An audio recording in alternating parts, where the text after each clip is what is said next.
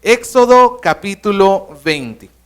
Hoy vamos a estar compartiendo el mensaje número 17 de nuestra serie del Antiguo Pacto, del Pacto Mosaico.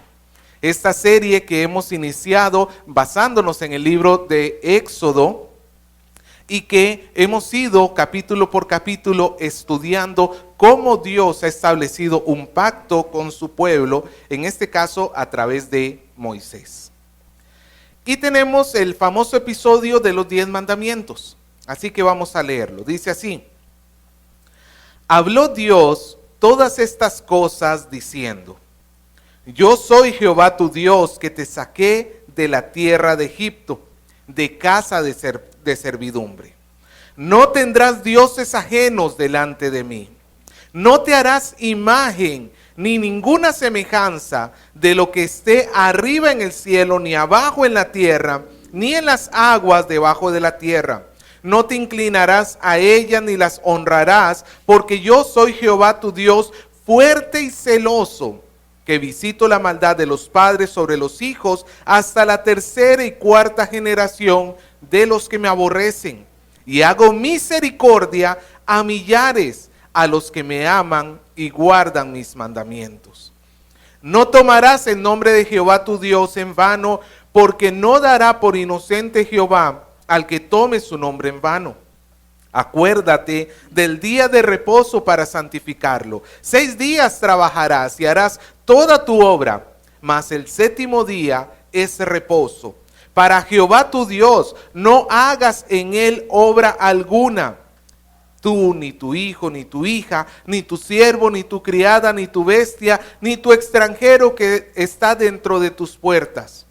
Porque en 6 días hizo Jehová los cielos y la tierra, el mar y todas las cosas que en ellos hay, y reposó en el séptimo día. Por tanto, Jehová bendijo el día de reposo y lo santificó.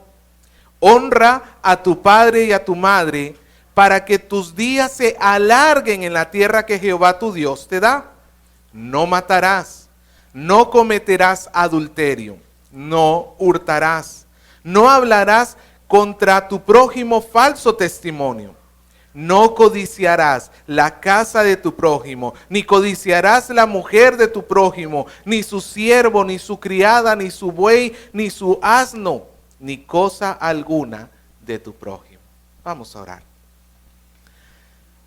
Padre, en el nombre de Jesús, nosotros oramos agradecidos porque su palabra es vida y es dirección para nosotros. Enderece nuestra vida a través de ella, Señor. En su misericordia, usted nos la ha dado para que nosotros sepamos cuál es el camino correcto. Que nuestro corazón no sea duro, Señor, sino que siga su palabra. Se lo pedimos en el nombre de Jesús. Amén. En cierta ocasión, hermanos, nuestro Señor Jesucristo se encontró con 10 leprosos. Seguramente usted se acuerda de la historia. Estos 10 hombres afectados por la lepra, impuros ante la ley de Dios, se encontraron con Jesús y el Señor les dijo: vayan y preséntense a los sacerdotes. Esto hacía un leproso para que el sacerdote examinara si la lepra se había ido o no. Y en lo que iban yendo hacia los sacerdotes, los 10 recibieron sanidad. Y después de un rato, regresó, ¿cuántos? Uno solo. De los 10, solamente uno regresó, y regresó dando gracias, regresó haciendo, por decirlo así, una festividad delante del Señor, postrándose ante el Señor Jesús. Y el Señor Jesús, al verlo, dijo: este tiene la verdadera fe que salva, por parafrasearlo. En otras palabras, el Señor, al ver la respuesta de este samaritano, porque tras de eso era samaritano, al ver la respuesta de este hombre, después de la gracia de Dios, dijo: en este sí ha habido la verdadera fe. ¿En los otros 9 hubo verdadera fe? No. ¿Y cómo se muestra que no hubo verdadera fe? Porque no tuvieron la respuesta correcta frente a la gracia de Dios. Pues, hermanos, nosotros hemos recibido la gracia de Dios sobre nuestra vida. El hecho que esté sentado acá Eso es gracia de Dios. Pues si has recibido la gracia de Dios sobre tu vida, y la hemos recibido en muchas formas, ¿cómo deberíamos responder ante Dios? ¿Cuál debería ser nuestra respuesta delante de Él? Pues es lo que tenemos acá en el libro del Éxodo, el capítulo 20, donde estamos estudiando. Vimos, como vimos la semana anterior, que la ley de Dios no está dada simplemente como un código civil, o no está dado como simplemente un montón de normas. Alonso, creo que hay un pequeño feedback de agudos o medios. No está dado como un montón de normas que simplemente hay que acatar.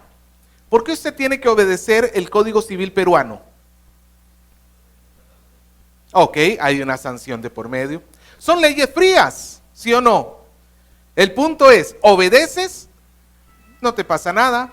Desobedeces, te cae la sanción. No es así delante de Dios. La ley de Dios no son leyes frías. La ley de Dios es la respuesta correcta que el que ha sido salvado debe manifestar delante de Él. La ley de Dios es la forma como los hijos de Dios van a vivir una vez que han llegado a su salvación. Y por eso tenemos los 10 mandamientos. Los 10 mandamientos los podemos clasificar en dos grandes grupos. Los primeros 4 tienen que ver con nuestra relación con Dios. Y los últimos 6 tienen que ver con nuestra relación con las demás personas. Se pueden dividir. Por eso es que el resumen de los primeros 4 mandamientos es el gran mandamiento: amarás al Señor tu Dios con todo tu corazón, con toda tu alma y con todas tus fuerzas. Y el resumen de los otros 6 mandamientos es el segundo gran mandamiento: amarás a tu prójimo como a ti mismo. Nosotros vamos a estar estudiando los 10 mandamientos y yo calculo que más o menos nos va a llevar un mes.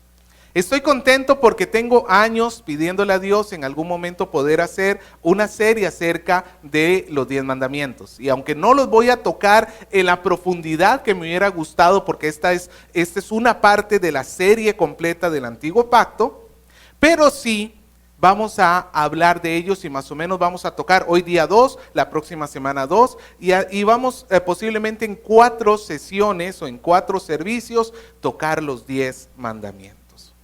Bien, y la idea, hermanos, es que usted se los aprende de memoria, porque estoy seguro que si le pido a alguien que me diga de memoria y en orden los 10 mandamientos, la verdad, hermanos, que no quiero ser hombre de poca fe, pero no estoy seguro si alguno me lo va a poder decir. Pero mi idea es que después de este mes, usted se los haya aprendido y le haya enseñado a sus hijos los 10 mandamientos. Esto es muy importante. Bien, comencemos entonces, hermanos. Comencemos con las respuestas. Acuérdese que los mandamientos son nuestra respuesta ante Dios. Lo que Dios quiere que nosotros hagamos después de que Él ha mostrado su gracia. Y el primer mandamiento tiene que ver entonces en cuanto a nuestro amor, en cuanto a nuestro corazón.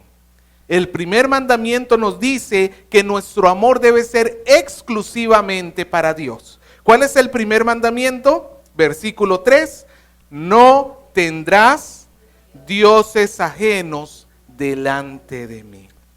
Entonces, ese mandamiento es que no tendremos otros dioses.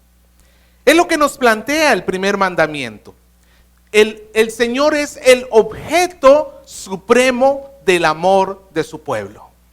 En otras palabras, en el corazón de su pueblo no hay espacio para nadie más que un solo Señor.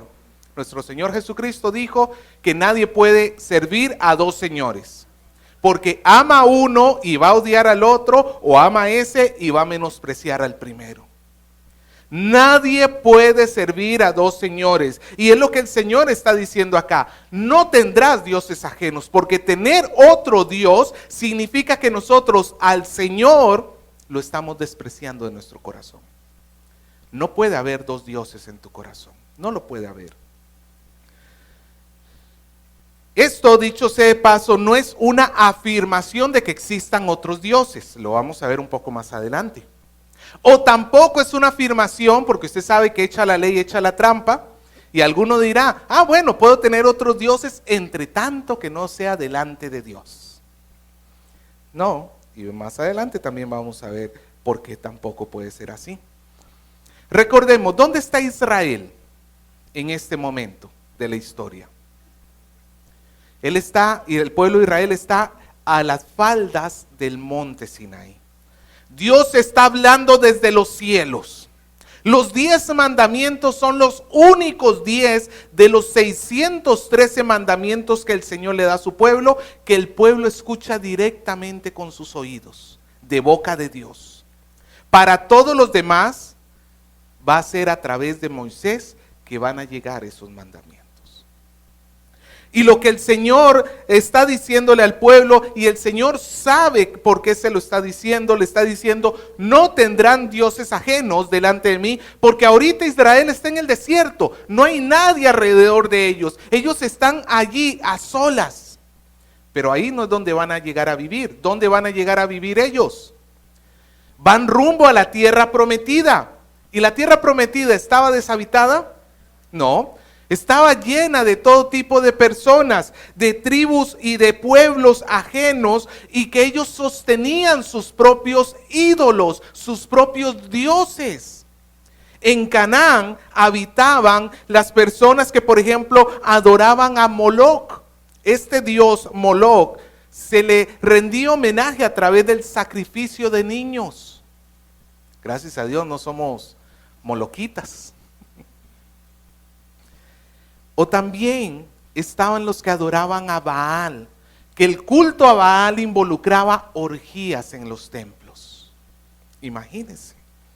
Entonces, no solamente estaba en juego el corazón del pueblo, sino que si el pueblo se desvía tras otros dioses, ese mismo acto de idolatría, ese mismo acto de amar a alguien más aparte de Dios, va a llevar al pueblo a desviarse de la santidad que Dios pide para su pueblo. Hermano, recuerde esto, la idolatría no es santa. No puede haber tal cosa como idolatría y santidad en el mismo corazón. No puede ser. Y muestra de esto lo tenemos en el libro de Romanos capítulo 1, cuando nos dice que el hombre, habiendo visto a través de su conciencia y a través de la creación cómo el Señor se ha manifestado desde los cielos, no ha querido adorarle, no le ha querido dar gracias. Al contrario, se han creado para sí dioses viendo las cosas de la creación. Y eso les llevó a que cayeran en pecado. Y comienza Romanos a darnos una lista de pecados cada vez más groseros, cada vez más espantosos, porque el idólatra está descendiendo hacia el pecado. Y Dios no quiere eso para su pueblo. No tendrás dioses ajenos delante de mí. También nos recuerda algo muy importante. ¿Cuándo estamos frente a Dios? La pregunta es, ¿habrá algún momento en que no estemos delante de Dios? ¿O solo estamos delante de Dios acá en el culto? ¿Será que el Señor nada más nos ve cuando estamos en la iglesia? No, Él nos ve todo el tiempo, y no solamente ve nuestras acciones, Él llega a ver hasta lo profundo de nuestro corazón. El decir no tendrás dioses ajenos delante de mí involucra que el pueblo de Dios tenía que comenzar a cuidar no solamente sus acciones, sino su propio corazón. Ponte a pensar, ¿alguno de ustedes antes de ser cristiano tenía algún tipo de amuleto para la buena suerte? Guairuro, ruda, de repente calzoncillos de la suerte, pata de conejo, ¿ah? $1 metido en no sé dónde, ¿ah? Lentejitas en el monedero, ¿qué más? El rosario, la sábila que se cuelga, ¿qué más? Clavo. Wow, eso no era vudú, ¿no? No es que le estabas metiendo clavos al... Vamos a esto. Antes de que nosotros hiciéramos o pusiéramos nuestra confianza en tal cosa, antes de que tú tuvieses tu patita de conejo, tu guairuro o cualquier cosa en tu mano, primero ese Dios ya había ganado tu corazón. Antes de que llegara la acción, primero tú tuviste que depositar tu confianza en aquello. Y por eso es que este mandamiento va orientado al corazón antes que la acción. Dios no quiere simplemente evitarnos que nosotros lleguemos a crear un ídolo, que ese es el mandato número 2. Antes de que el hombre llegue a crear con su mano un ídolo, primero llega a amarlo en su corazón. No tendrás dioses ajenos. Nos implica entonces esto, que nosotros no debemos entregarle nuestro corazón a nada ni a nadie aparte de nuestro Dios. Cuando digo a nada ni a nadie, no significa que no podamos amar a nadie, pero ese amor que le tenemos a tu esposa, a tu esposo, a tus hijos y a las demás personas, nunca va a ser comparado con el amor que tú le tienes ¿a quién? A Dios. Si hay algo que amas más que a Dios, tienes un ídolo, tienes un Dios en tu corazón. No, pastores, que yo no, hasta los ídolos, hasta los hijos los podemos volver nuestros ídolos. No, señores, que yo por mis hijos hasta te dejo a ti. Si tengo que escoger entre Dios y mis hijos, me quedo con mis hijos. Yo sé que el amor de una madre puede ser muy fuerte, pero nunca tus afectos tienen que ser mayores que el afecto que tú le tienes a Dios. ¿Por qué conviene que amemos a Dios exclusivamente? Porque solo Él es nuestro Dios verdadero. Dios en el versículo 2 le dice al pueblo de Israel: yo soy Jehová que te saqué de la tierra de Egipto. Yo te he sacado de la casa de servidumbre. En otras palabras, Israel tenía que estar consciente que el único libertador de su vida, ¿quién es? Es Dios. Los dioses de los egipcios no pudieron hacer nada por ellos, que por sí que nos dice Pablo en Corintios, que los dioses de este mundo nada son, no existen, no son nada, son invenciones humanas. Los dioses de los egipcios no pudieron hacer nada por detener la obra de Dios. Y los dioses de los cananeos no van a poder hacer nada por evitar la conquista de la tierra prometida. Solo nuestro Dios es el verdadero Dios. Y el pueblo de Israel va a gozar de los beneficios de estar en el pacto de Dios, entre tanto que ame a Dios con su corazón. En Jeremías capítulo 35, versículo 15, el profeta está denunciando el pecado del pueblo. El pueblo de Israel se había apartado, su corazón se había apartado del Señor.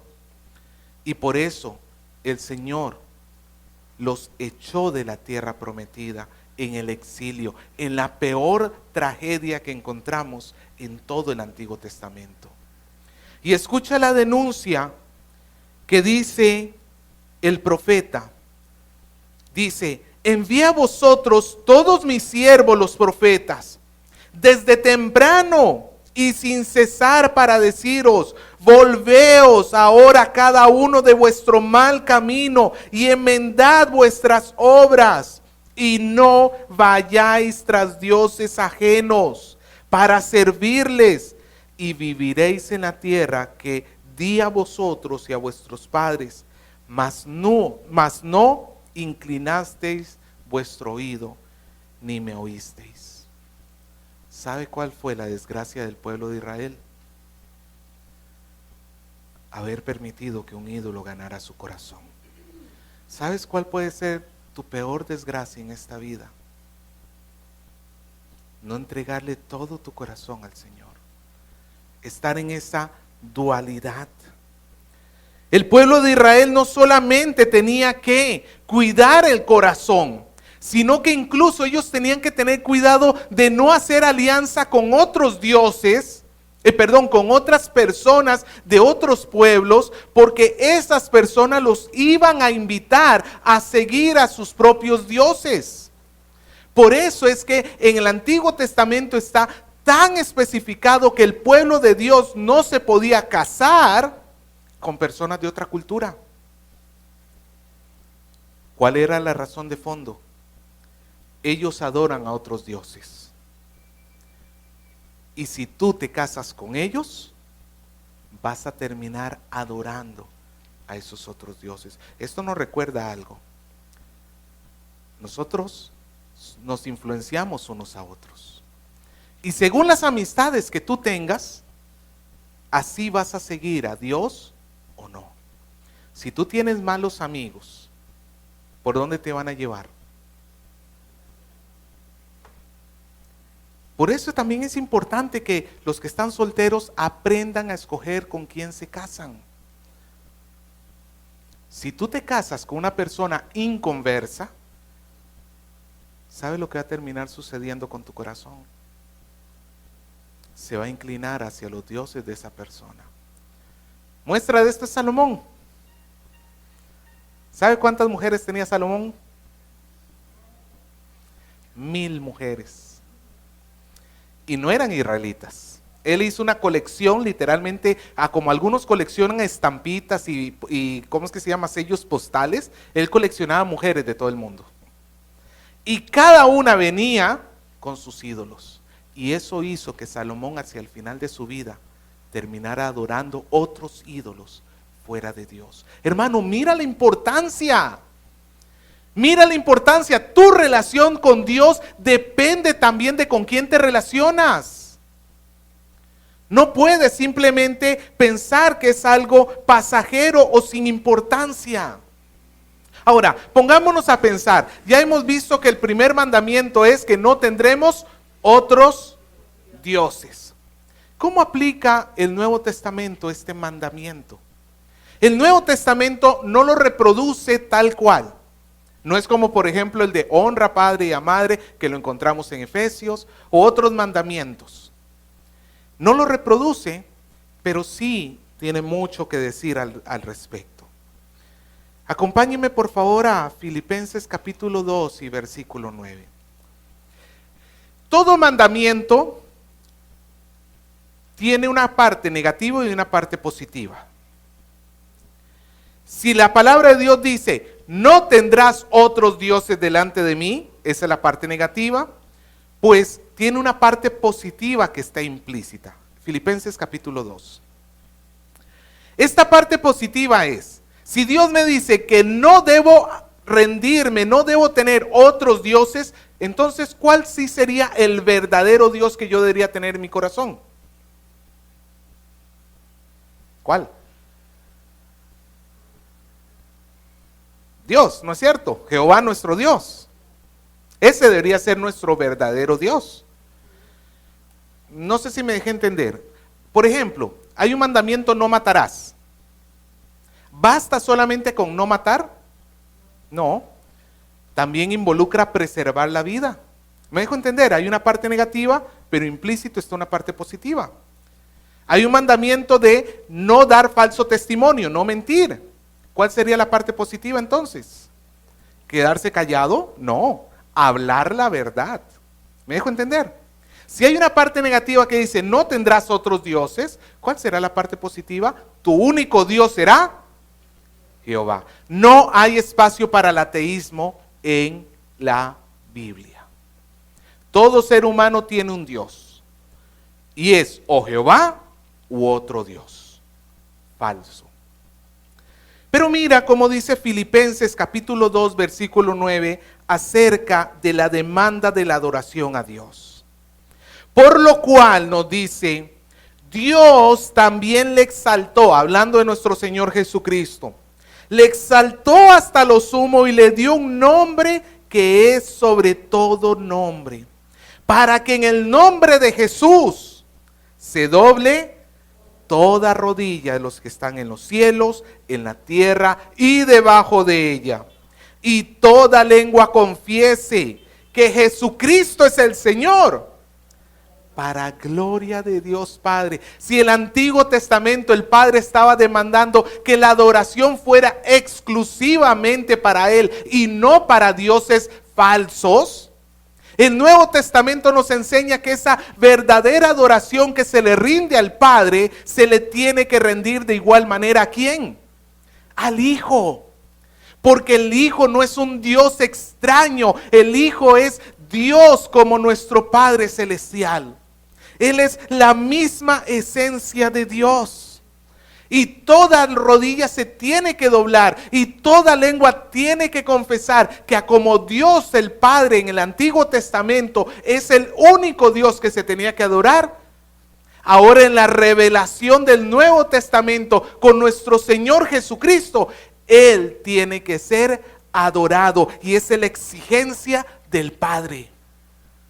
No lo pide el Señor Jesús, lo pide el Padre, porque eso es lo que le trae gloria a Él.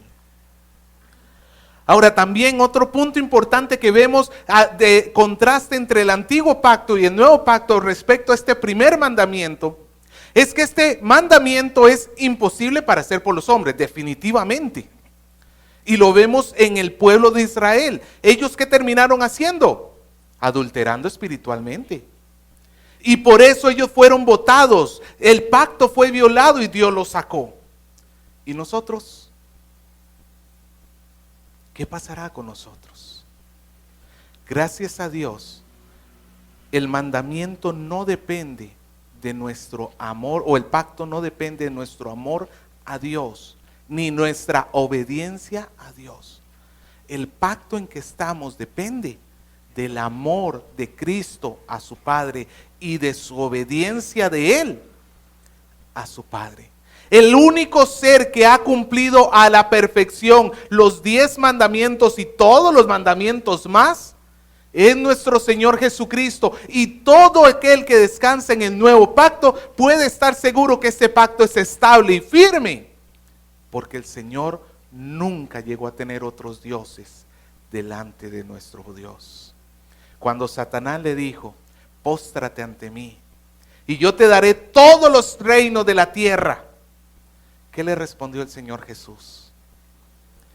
No, Satanás, al Señor tu Dios amarás y solo a Él servirás.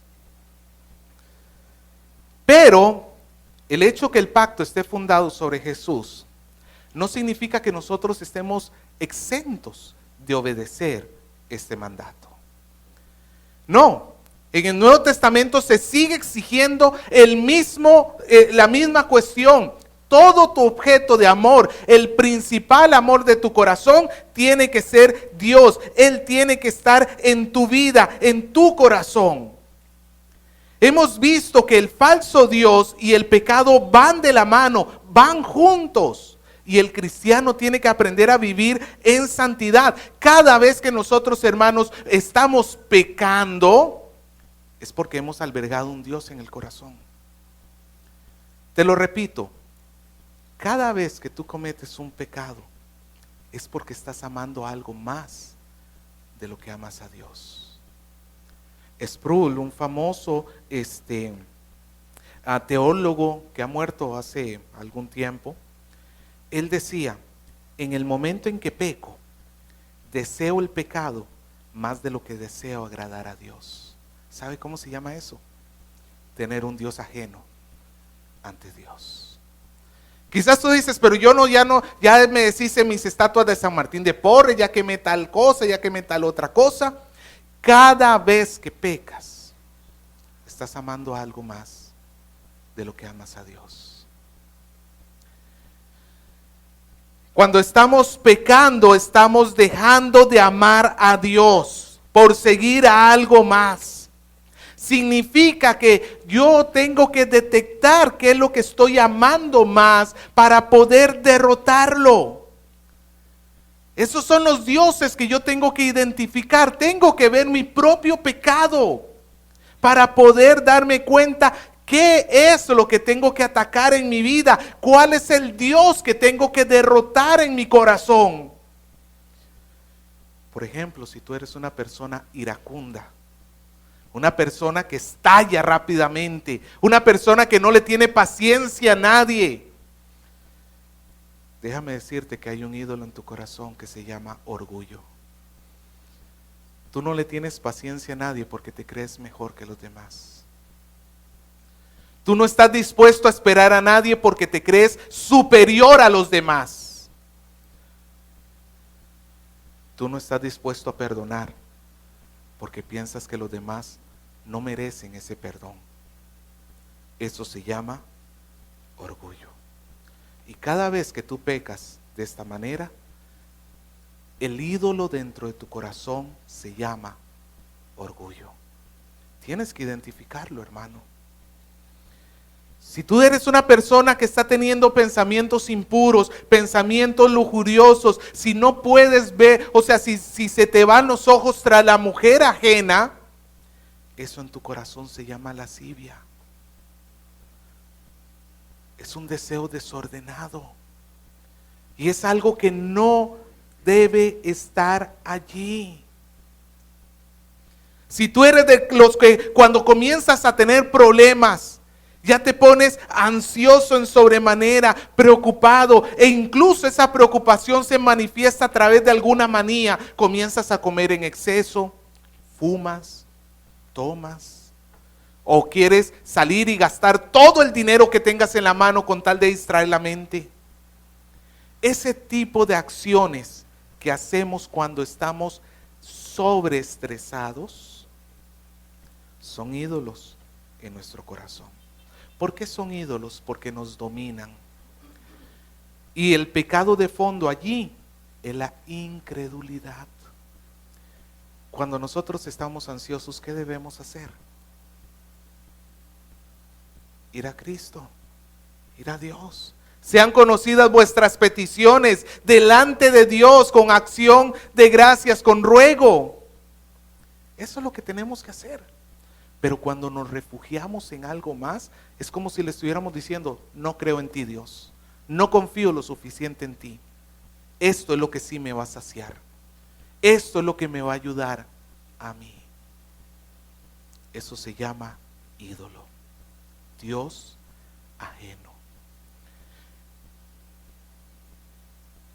¿Qué ídolos estás levantando en tu corazón? Una vez que los identificas, ¿qué tienes que hacer? Pedir perdón a Dios. Y en segundo lugar, tomar acciones para derribar ese ídolo. Por ejemplo, de repente tienes que cortar esa amistad o ese noviazgo que no va a traer nada bueno a tu vida. De repente vas a tener que pedir perdón a esa persona que has dañado. Tienes que tomar acciones. Dejar de ver televisión a ciertas horas porque sabes que ahí estás más propenso. O tomar, no sé, dejar de juntarte con esos amigos o cuidarte cuando hablas porque se te va la lengua y te enredas en chismes. Tienes que tomar acciones. El primer mandamiento entonces, ¿cuál es? No tendrás otros dioses. El segundo mandamiento tiene que ver, ahora sí, en cuanto a nuestras acciones, en cuanto a nuestra adoración, en especial nuestras acciones hacia Dios. Y es que nuestro servicio tiene que ser exclusivamente para Dios. En el primer mandamiento vimos que nuestro amor es exclusivo para Dios. Y en el segundo mandamiento vamos a ver que nuestro servicio es exclusivo para Dios. El segundo mandamiento es, no harás imágenes. Versículo del 4 al 6. Mira lo que dice el Señor. No te harás imagen ni ninguna semejanza de lo que hay arriba en el cielo, ni abajo en la tierra, ni en las aguas debajo de la tierra. No te inclinarás a ellas ni las honrarás, porque yo soy Jehová tu Dios, fuerte y celoso, que visito la maldad de los padres sobre los hijos hasta la tercera y cuarta generación de los que me aborrecen. Y hago misericordia a millares, a los que me aman y guardan mis mandamientos. Básicamente lo que el Señor nos está diciendo acá es que solo a Él debemos servir. Solo a Él debemos servir. Nuestras acciones, lo que nosotros hacemos, está reflejado en el versículo 4 cuando dice no te harás imagen. Y por eso yo he puesto una persona cincelando allí. ¿Ok? Porque está haciéndose una imagen para adorarla. No te harás imagen, y el versículo 5 nos dice que no nos inclinaremos ante ella ni les honraremos. Esto se llama servir al Dios, en este caso al Dios ajeno. Esto muestra, hermano, que con Dios no solamente está comprometido mi corazón, está también comprometidas mis acciones. La verdadera adoración a Dios tiene que ser hecha sin la ayuda de imágenes visuales. Los dioses egipcios eran representados a través de la creación. Por ejemplo, el sol era el dios Ra. Cuando el pueblo hizo el becerro de oro en Éxodo 32:5, ¿sabe lo que dijo? Que haciéndole fiesta al becerro, le estaban haciendo fiesta a Jehová. Es como cuando uno dice, no es que yo necesito algo que me ayude a adorar a Dios. Ese es el pensamiento católico por cual tiene sus imágenes. Eso me va a ayudar a adorar a Dios. No, el Señor dice, no, la verdadera adoración, el servicio a Dios, no vas a usar imágenes de por medio. ¿Por qué? Porque no hay nada digno que pueda representar a Dios en la creación. Representarlo de cualquier cosa sería más bien rebajarlo. Y en segundo lugar, nos va a estar distrayendo. En lugar de adorar verdaderamente a Dios, vamos a estar terminando adorando dioses falsos. Este texto no nos está diciendo que no podemos servir a nadie más que a Dios. Como quien dice, hermano, ¿me pasa eso de ahí? No, hermano, porque yo solamente sirvo a Dios. No, eso no es lo que está diciendo acá. Lo que nos está diciendo acá es que todas nuestras acciones tienen que ser hechas para servir a Dios. Aún lo que yo haga por ti, aún la forma como yo trabajo, aún la forma como me pongo los zapatos tiene que ser hecha para Dios. Escucha lo que Pablo dice en 1 Corintios 10:31. Si pues coméis o bebéis o haced cualquier otra cosa, hacedlo todo para la gloria de Dios. ¿Tus acciones para qué tienen que ser hechas? Cuando tú estás sirviendo a algo más que no es Dios, estás distrayéndote en esto, en la verdadera adoración. En el momento en que el pueblo de Dios se le pidiera hacer algo que involucrara a los ídolos, porque recuerde que ellos iban a llegar a pueblos, a naciones donde ya habían ídolos. En el momento en que ellos recibieran la instrucción de que hicieran algo que de alguna manera honrara a un ídolo, ellos tenían que negarse. ¿Se acuerdan los 3 amigos de Daniel? Cuando ellos se negaron a inclinarse, ¿qué fue lo que pasó con ellos? Horno de fuego. Ellos prefirieron ser quemados vivos antes de inclinarse ante una imagen. Le pongo un ejemplo moderno. En Estados Unidos, en el estado de Colorado, un hermano en Cristo, un hermano nuestro llamado Jack Phillips, que tiene una panadería. Llegó un par de homosexuales diciéndole que por favor le hicieran un queque de matrimonio para el matrimonio entre ellos dos. Y este hombre le dijo, lo siento muchachos, yo no hago pasteles para personas del mismo sexo. No quiso inclinarse para adorar el Dios de la homosexualidad que hoy está reinando.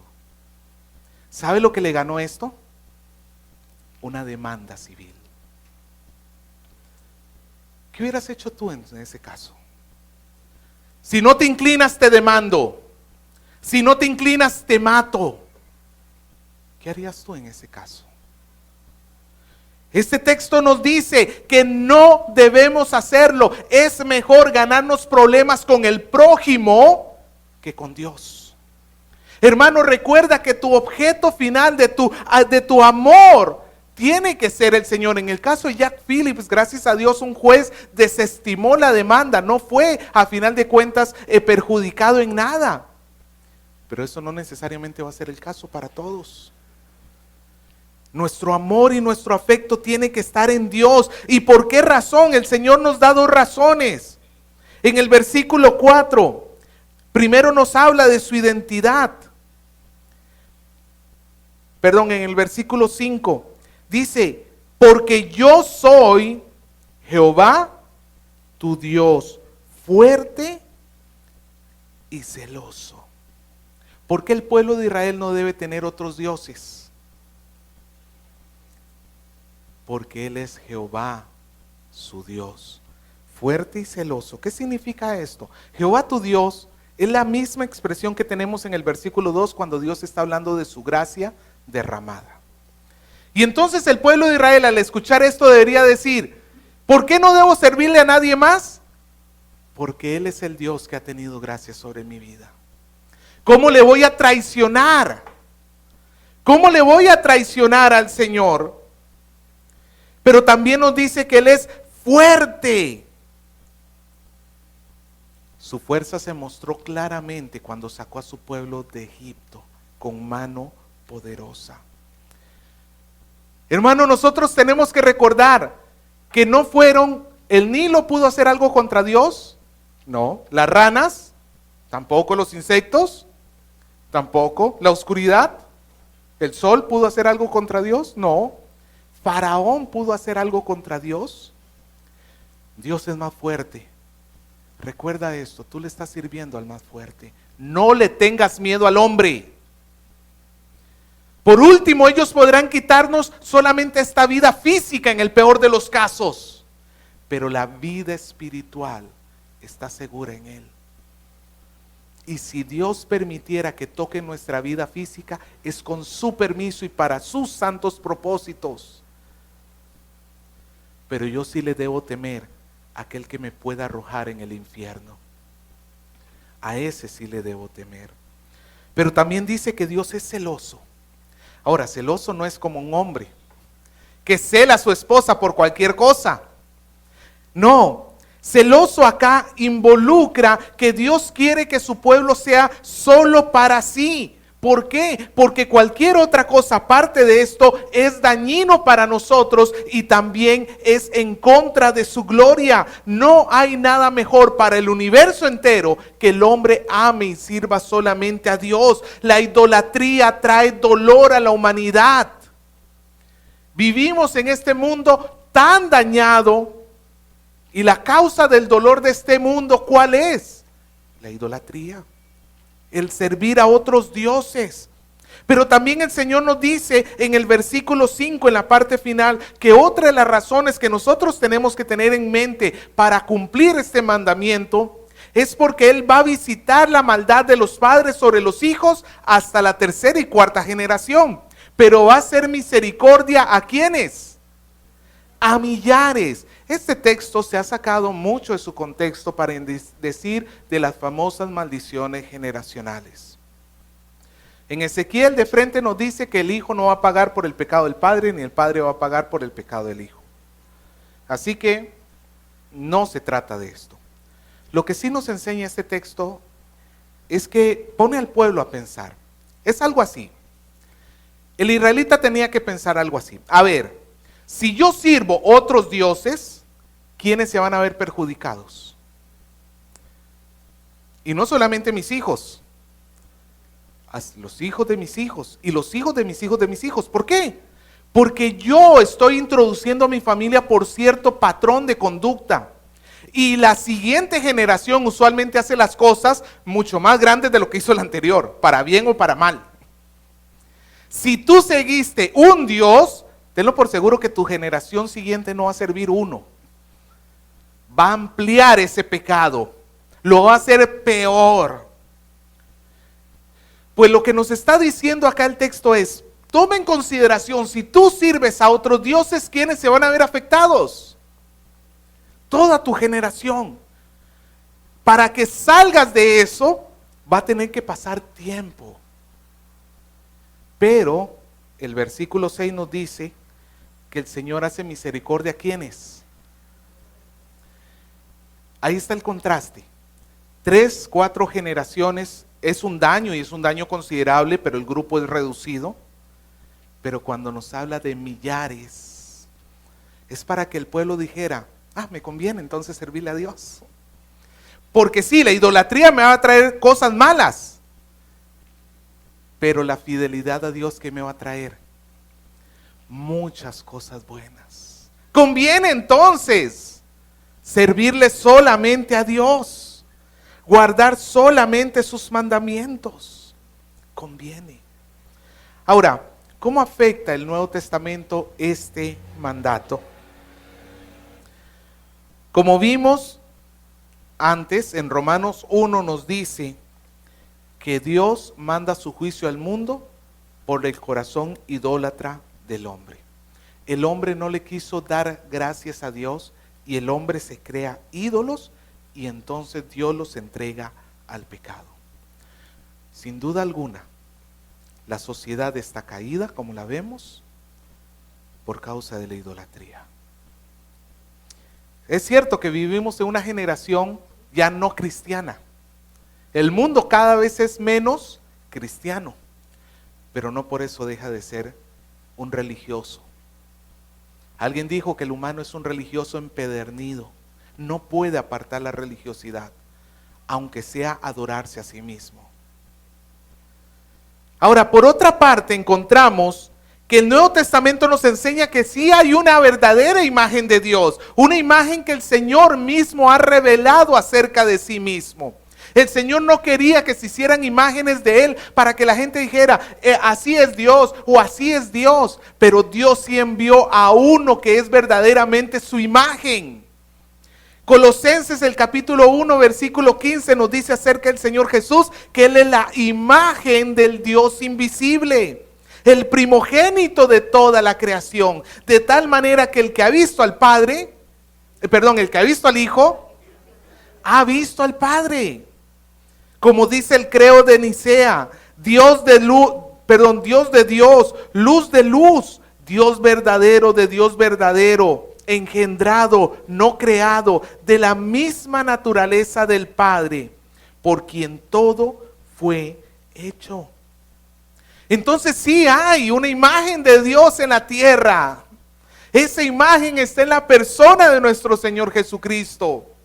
No es el sol, no es la montaña, no es nada. Por tanto, el creyente debe servir al Señor Jesucristo como sirve al Padre.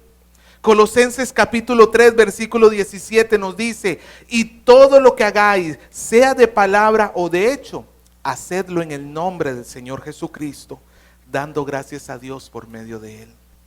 Cuando tú sirves a Jesús, ¿a quién sirves? Al Padre. Porque le estás sirviendo a la imagen que el Padre ha revelado acerca de sí mismo. Ahora, en cuanto a la aplicación de este mandamiento, el Nuevo Testamento nos muestra que el celo de Dios sigue intacto por su pueblo. Santiago 4:5 nos dice, ¿o pensáis que la Escritura dice en vano, el Espíritu que Él ha hecho morar en vosotros os anhela celosamente? Y aquí es cuando Santiago está diciendo que la amistad con el mundo es enemistad con Dios. Yo sé que tú ya no tienes un San Martín de Porres en tu casa. Yo sé que ya no tienes el corazón de Jesús o un rosario. Pero cualquier cosa a la cual tú estés dispuesto a inclinarte y servirle, ese es un ídolo. ¿Y cómo yo identifico un ídolo? Pues básicamente tengo que ver a qué estoy dispuesto a entregarle mi vida, mis recursos. No quiero ir a la iglesia, pero sí quiero ir al partido de fútbol. ¿Cuál es el ídolo? El fútbol. No quiero ir a la iglesia porque está muy frío y aquí en la cama estoy calientito. ¿Cómo se llama el ídolo? Pereza. A final de cuentas el ídolo eres tú mismo. No quiero dar un sol a la iglesia, pero voy al centro comercial y ahí sí me compro todo lo que yo quiera. ¿Cómo se llama el ídolo? egoísmo, consumismo. No quiero servirle a nadie en la iglesia, pero sí quiero que todo el mundo haga cosas para mí. ¿Cómo se llama el ídolo? Egoísmo. El ídolo es aquello a lo cual tú estás dispuesto a darle lo que tienes y lo que eres. Para ti es una gran carga venir una hora a la iglesia. Para ti es una gran carga ayudar en las cosas de la iglesia. Para ti es una gran carga dar parte de tus bienes que recibes a la iglesia. Para ti es una gran carga que cuando te llama un hermano te está fastidiando y molestando y dile que no estoy, porque lo que quiere es que vaya y le ayude. No, dile que no estoy. Eso se llama idolatría, amado hermano. Porque todo lo que tú hagas por el pueblo de Dios, lo estás haciendo por Dios. Y no solamente por el pueblo de Dios, de cualquier forma que yo ame a una persona en el mundo, ¿a quién le estoy sirviendo? A Dios. Por tanto, yo tengo que saber, no todos los ídolos son necesariamente pecaminosos. Tengo que aprender a diferenciarlos. Por ejemplo, el trabajo puede ser tu ídolo. Estás tanto tiempo trabajando que no quieres hacer ni casa de oración. No tienes tiempo para nadie más. Estás tanto tiempo trabajando, pues ese puede ser tu ídolo. ¿El trabajo es pecado? No, en sí mismo no. Pero tú lo estás poniendo en primer lugar sobre Dios. Tu celular puede ser un ídolo. Que en lugar de estar prestándole tiempo a Dios, no tienes tiempo para hacer devocional, no tienes tiempo para orar, pero sí tú tuviste tiempo para ver Facebook, para hablar por WhatsApp, para subir las historias a Instagram, para hacer todo. Eso sí tuviste tiempo. Pero para Dios, ay pastor, no tuve tiempo. Los centros comerciales pueden ser ídolos. Tú mismo puedes ser un ídolo. Lo primero que necesitas es identificar a tu ídolo. Es lo primero que necesitas hacer. Piensa, ¿conviene de verdad servirle a ese ídolo que te has hecho? Recuerda que va a traer consecuencias. Tu familia se va a ver afectada. Tus generaciones se van a ver afectados. No es que el asunto nada más tú estás embarrado y hasta ahí termina. No, vas a traer mucho dolor. Pero también recuerda que ser fiel a Dios va a traer muchas más gracias o bendiciones que las maldiciones que puede traer el serle infiel. Una vez que tú has identificado el ídolo, tienes que primero diferenciarlo. ¿Es algo pecaminoso o es algo que no es pecaminoso? Si es algo pecaminoso, por ejemplo, como un vicio, o la fornicación, o la ira, o cuestiones así, lo que tienes que hacer es ser radical y exterminarlo inmediatamente. Es como si tomaras un mazo y le derribaras de un solo combazo. No estás dispuesto a dejarlo. El Señor Jesús nos dijo que si tu ojo te es ocasión de caer, no dice, tenle paciencia, estás en el proceso de santificación.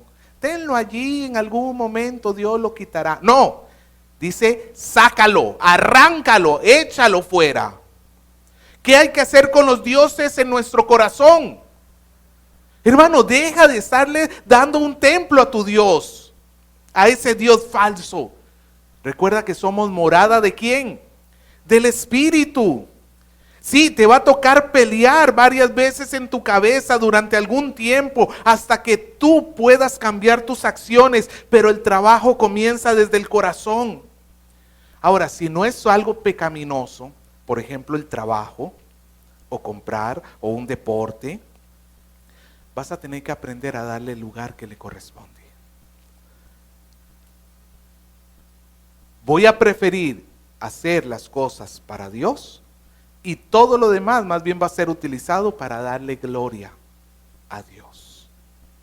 Tengo que poner las cosas en el lugar que le corresponden. Porque si no, hermano, recuerda esto. O matas ese ídolo, o el ídolo te va a matar a ti. O te encargas tú de ese ídolo en tu corazón, o ese ídolo se va a encargar de ser tu peor desgracia en la vida. ¿Sabe cuándo una persona se termina alejando de Dios? Eso no nace de la noche a la mañana. Eso no comienza hoy y para el final de culto dice ya no quiero nada con Dios. ¿Sabe lo que hizo esa persona? Se olvidó de matar al ídolo. Quiso tener dos señores en su corazón. ¿Y qué es lo que sucede? No se puede. Así que hermanos, hoy hemos visto los primeros dos mandamientos. ¿Cuáles son? No tendrás otros dioses. Y el segundo, no harás imágenes. Yo lo he redactado así cortito para que usted se acuerde, pero yo le pido que se memoricen los versículos bíblicos. ¿Me los puede repetir de memoria? No tendrás dioses. De repente si quisiéramos hacer una mímica sería algo así como no tendrás otros dioses y no te harás imágenes. Así como los niñitos, creo que me voy a ir estas 4 semanas. Al final vamos a hacer toda una mímica, ¿ok? Pero la idea es que usted se los memorice. La idea es que usted se los memorice. Estos dos primeros mandamientos, si se da cuenta, lo que tratan es el corazón y las acciones del hombre. Comienza con lo más íntimo. Es que, hermano, Dios no le interesa, a final de cuentas, solamente afectarte en las zonas más lejos de tu ser.